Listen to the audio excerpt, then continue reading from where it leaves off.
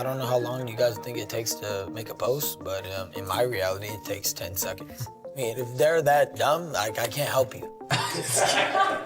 You're gonna get it, I was just kidding. I'm gonna just like leave it up for your interpretation. As long as I know and my team knows that we work out every day hardest and we're killing in the gym and we're looking great, I'm not worried about the perception of others because that's not the reality of it. Did the fights between you and him get more competitive as they went on? Yeah, I would say so. When I'm locked in, obviously, I hurt him every time. You know, there's times where I didn't lock in and he ended up beating me on points, but it was very mediocre wins, nothing that stands out. When I beat him, people were talking about it like, even after that. You know, there's guys that are like great, good, and then there's just that guy. It's like when I fight, it's like, fuck, this is a Ryan Garcia fight. Like, this is a show. There's a different energy. We're not the same. I'm about to show you when it comes to fight night. I think more so instinct. You know, I always let God lead me in everything, so it felt like it was time. I'm also in the best place I've been in for a long time. It carried over from Duarte, and it just got even better. So this is the time. I feel like I'm stepping right into my prime. And I feel like in my heart, I'm the face of boxing. And I say that because of my upside and how I can, you know, make anything have a high reach. You know, people don't even just talk about my boxing, they talk about my life. If I walk wrong and they record it, I'm gonna go viral for some reason.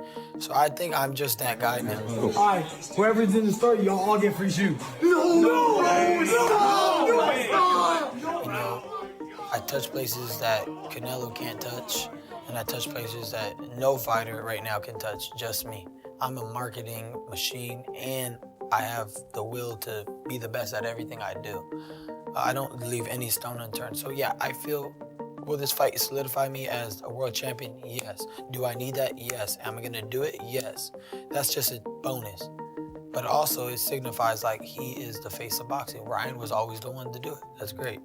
You look back at your fight in December against Oscar Duarte. What letter grade would you give that performance? I'll give myself an A-. Only part I messed up was staying in the pocket maybe a little too long. Other than that, people like to make fun of the defense. I could show you a million videos of Mayweather turning his back. I could make a whole real highlight of it. I don't need to explain myself. I wasn't getting hit. I got hit, made one shot in that little thing, and maybe 2 shots, a hook. But most of the part, he was missing. And it disrupted his rhythm. He was coming forward, he was nobody was noticing, but he was building momentum. By the 3rd, 4th round, I'm like, okay, this dude's like the Terminator. Like, let me just go to this guard and stop the pressure. Let's stop the bleeding before it gets crazy. So I did that. And then when I was done deflating the tire, I started moving again. And then, because of all those punches I hit him with, he started getting delirious, and then he threw a punch and got caught. I know what I'm doing, you don't. What if the biggest story surrounding Ryan Garcia and Conor Benn isn't actually the fight itself, but the strange chain of decisions, predictions, personalities, and perfectly timed drama that suddenly made this matchup feel inevitable? Because just when you think you understand the Ryan Garcia story, another piece drops, another analyst changes the tone, another comment suddenly sounds a little more interesting, and you... Guy, what was the silver linings that you took from this year layoff? Basically that everybody seen what I did to him. No matter what they say, I mean, I whooped his ass. So, I mean, that was the silver lining I had. Like, nobody was, I think everybody could smell what they were doing. And I felt, you know, I was respected by the fans still. And to me, that's all that matters, how the fans feel. Yeah, when you look on social media, the fans are definitely behind you. And like you said, now you have a win over Devin Haney, you drop him 3 times, it gets changed to a no contest, but the performance is still the performance. You're feeling more confident than ever, I imagine. Yeah, you know, I had a great performance and I wasn't even at 100%. Wow. So it's just funny, you know, I was fighting the refs that fight. I was fighting everything going on. And then after the fight, I'm fighting the commission. So I had to fight a lot of people, but in the end, I was just a step ahead of Haney that fight. He's a great fighter, but you know, I found holes in his game and I took advantage of it. And I'm confident coming after that, and I'm ready to do it. Start wondering whether this whole thing was building towards something much bigger all along. Before you say it's just another boxing fight, stop right there, because the names involved, the reputations, the enormous fan bases, and the wildly different personalities have created a storyline that feels less like a normal fight announcement and more like somebody accidentally left the backstage door open. Ryan Garcia. A therapy, like outpatient thing here in La Jolla. I was doing that for some time.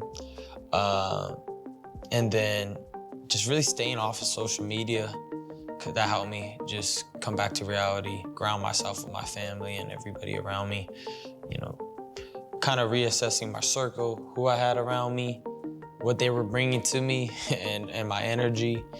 And all that together just kind of just helped me just come back. Garcia has been telling anyone who will listen that he is entering the best period of his career, and that confidence is not exactly subtle. He talks about being in his prime, about becoming the face of boxing, about having an ability to turn almost anything he touches into a massive event. But here's where it gets interesting. Ryan isn't just selling his boxing anymore. He's selling Ryan Garcia. Going back in the ring against Rolly Romero. Yeah. Rolly is a character, of course. He's very outspoken. He likes to talk trash. And we saw him against Gervonta Davis. He was doing pretty well in that fight before he got knocked out. Yeah. What do you expect from him? I expect him to have more of a aggressive approach to me. I think that he's gonna wanna rough me up like he tried to do in sparring. Because when I boxed him, he didn't even touch me once. And the second time around, he just tried to maul me like it was a street fight, which I don't think he'll be able to do because there's a ref. But he's gonna try his best. I think that I will just be hitting him when I want to. And in the inside, that's what he's gonna be looking to work, his best work, because I know I can see all his punches coming. They're not hard to see. It's just, they're coming hard. So you just gotta watch for those pockets and just use my jab, watch what he's doing, and if I fight. The personality, the lifestyle, the unpredictability, the social media magnetism, the entire spectacle. And that matters because Conor Benn brings something completely different. A huge British following, a famous boxing surname, an aggressive public persona, and a determination to prove that he belongs in the biggest conversations. I just think Conor Benn is not big enough for 147. He wasn't even big enough for the catch weights. He wasn't knocking out people anymore. We've seen how he react with speed and power and length against Eubank Jr. He was able to do great, but ultimately he was at the end of the punches against an older fighter in Eubank. He's going to be dealing with a younger, faster, stronger champion now in Ryan Garcia. I think a more motivated, more mature, responsible fighter in Ryan Garcia. And regardless of the fact, I can hate on this fight. A lot of critics are going to hate on this fight because of the fact that they got to this stage, the fact that they got rewarded. Nobody cares. Nobody is going to care about. I know you as a former WBC champion, you do care, but I'm telling you, a lot of people are not going to care. This is not going to be a storyline. Because we're living in a different generation, Fine. Chris Mannix, and that generation, you know how these old people are. I became one of those old guys. Like in my day, I used to fail PED tests. We just... Put those two personalities together, and suddenly the fight has ingredients that promoters dream about. But wait, because the first twist is hiding in plain sight. Ryan's biggest selling point may also be his biggest question mark. Analysts keep coming back to the same uncomfortable idea. Which Ryan Garcia actually walks into the ring? The disciplined version? The explosive version? The unpredictable version? The fighter who patiently controls distance? There's a path to victory. I think if Conor can find that explosiveness that we saw against Chris Eubank Jr., like Ryan has been touched. Ryan has been knocked down. Ryan has been knocked out. Like, he's not infallible. So I think Conor Benn can win this fight. But if we're just looking at recent history here, the fight against Barrios was probably the best I've ever seen Ryan Garcia. Not just because that left hook and that speed was still there, the right hand. We haven't seen the right hand from Ryan Garcia, and we saw Mario Barrios in the first round look like he didn't prepare 1 minute for that right hand. Didn't look like he was ready for it at all. If that right hand is the same kind of explosive weapon that the left hook is, Ryan's got a lot of tools in the box there. And for Conor, like, I don't know what it was. Was it dropping weight from 160 to 150 against Regis Prograis that took away all the explosiveness? The guy that we saw against Eubank Jr. at 160 pounds, he was gone.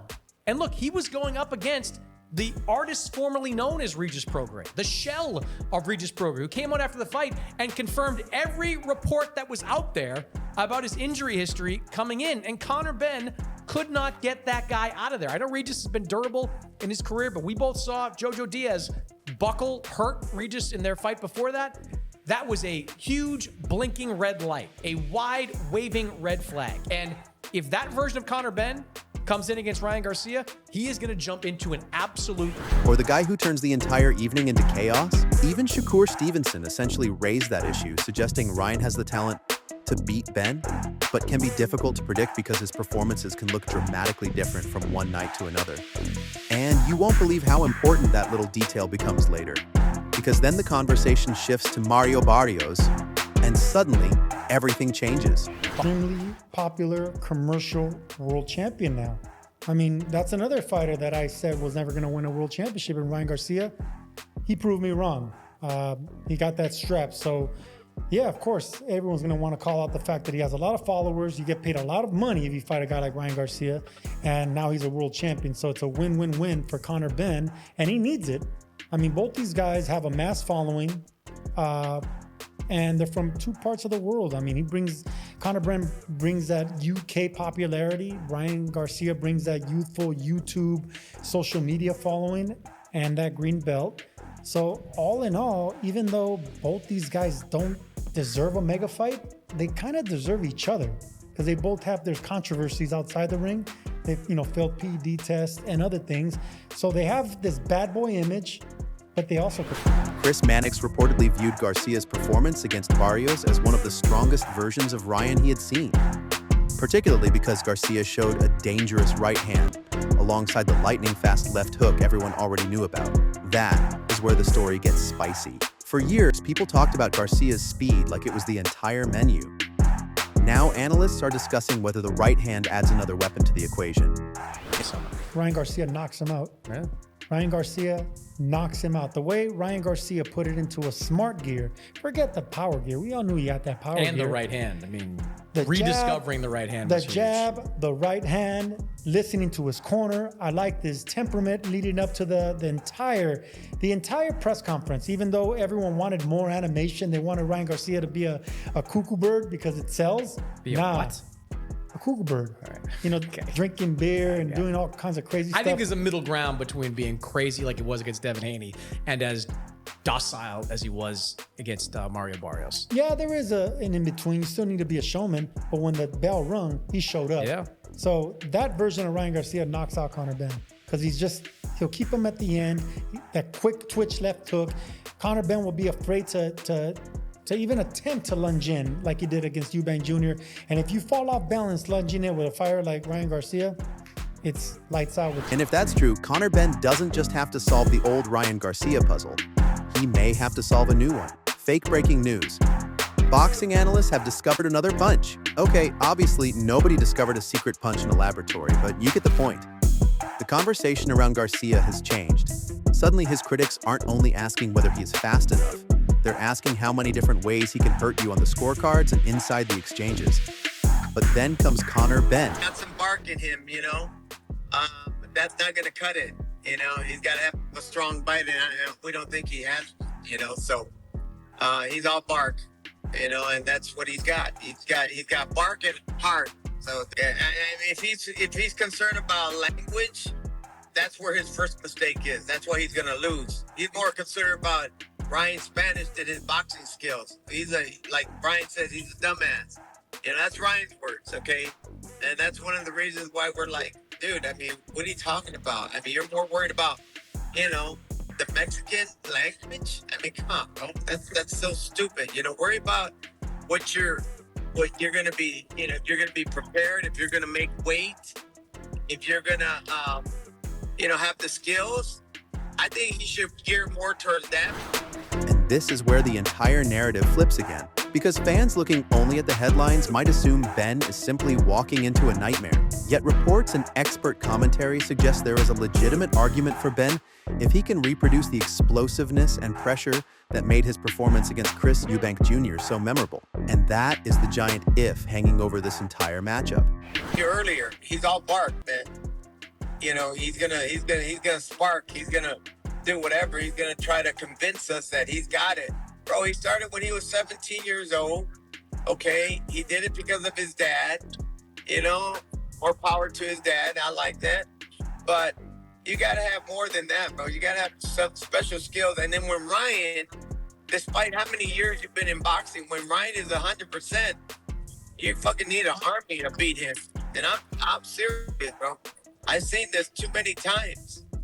You're gonna have to have like something very special. And if Devin Haney was a way better boxer than Conor Benn, and Luke Campbell, who's a way better boxer than Conor Benn, bro, you gotta be crazy if you think you're gonna just overpower Ryan and beat him. I don't see it. Because what happened afterward became part of the debate. Analysts questioned whether Benn's later performance against Rich S. Prograis showed the same energy and explosiveness. That comparison matters because boxing is brutally simple when the bell rings. Previous reputation doesn't throw the punch for you. Your surname doesn't throw the punch for you. Your follower count definitely doesn't throw the punch for you. Yeah, bro, they said that about, Ryan's last fight. That, Mario's gonna beat Ryan because blah, blah, blah. I mean, anybody that beats Ryan, anybody that beats them, remember this. Anybody that beats an opponent that they ask who's gonna win, they're gonna favor the guy that beat them. That's common sense. They're not gonna say, Ryan's gonna win. Hell no. He got beat and they got their ass kicked. So of course they're gonna favor the guy. It's so easy to figure that shit out. It's stupid. But it's okay. You're not gonna have you're not gonna have all these supporters always. You're not gonna have that. There's no way. Tell me, Henry, but it is. And Ryan Garcia's Instagram following isn't going to save him if he gets caught at the wrong distance either. That's the beauty and the cruelty of the sport. Then Ryan's father, Henry Garcia, enters the conversation, and suddenly the temperature rises again. Henry reportedly has very little patience for the idea that Ben can simply overwhelm. Garcia enters the conversation, and suddenly the temperature rises again. Henry reportedly has very little patience for the idea that Ben can simply overwhelm Ryan with confidence and pressure. His argument is basically, forget the talking, forget the noise, forget the personality, show the boxing. And that sounds simple until you realize how much of this matchup has already been built around personality. Ben talks, Garcia talks, fans talk, analysts talk, promoters talk, social media. Against him is what everybody's been making noise about as well. Where is your head in regards to that? What fight do you want? What have you told Dana White? Listen, What's the fight that you want? We're going to try and make the WBC World title, mandatory for that shot. I've worked hard to get to that shot, but ultimately I'm not sure of options. There's plenty of fighters calling me out, so we'll see what's there. Whatever fight the public want, they can get. I'm here because I want to make the biggest fights possible. I want to make the most memorable nights in boxing. The ones where people go, God, what a fight, what a night. Something to remember, history made, legacy made. That's why I'm here, so whoever wants it can get it. That's who you are, I have no doubt about it. But I asked a very direct question. This is first thing. He don't know me that well yet. Who do you want? Who's the guy? Garcia, that's what talks. Everybody is talking except the two gloves that will eventually have the final say. And this is where it gets worse for anyone trying to predict the outcome, because even the people favoring Ryan Garcia aren't completely comfortable with the prediction. Sean Porter reportedly leaned toward Garcia around 60-40, pointing toward Ryan's speed, power, and distance control, while still giving Ben serious credit for his toughness. That is not a clean sweep. That is a warning label. Then Mannix reportedly goes further and predicts a Garcia knockout, arguing that the smarter, more controlled version of Ryan could keep Ben at the end of his punches. But listen carefully to the wording. Smarter, controlled, distance. Those aren't random compliments. They point toward the biggest strategic question of the entire fight. Can Ryan resist the temptation to turn the night into a spectacle and instead fight like a technician? What did you hear Zip say? Because if he can, the entire matchup could look completely different. But if he can't, well, that's where the fireworks begin. Here's your opportunity. And now we have a boxing fan base that a loss here or there could cost you in a way that it wouldn't cost a UFC fighter. That question is for both of y'all. I agree with you 100%. And what happens is we're starting to build a roster of guys now. So all of these guys will be on our roster. And what you see in the UFC is, so you can have the main event and the co-main event. Well, sometimes the fans are more excited about the fights that there hasn't been a middle class in boxing in a long time. Right. And that's what we're going to bring. We will build a middle class. We will and when the best fight the best, not every fight's going to be the greatest fight you've ever seen, but people want to see good fights. That's what they want to see. Losses. Another twist, because Conor Benn himself has reportedly made something crystal clear. He wants the biggest fights. Not the safest fights, not the easiest fights, the biggest fights. Ben has talked about giving fans value for their money and even argued that he would rather lose an exciting fight than win a boring one. That sounds like a throwaway quote until you connect it to Dana White's broader philosophy about boxing. White has criticized the sport's obsession with undefeated records and argued that fighters shouldn't believe one loss means their career is finished.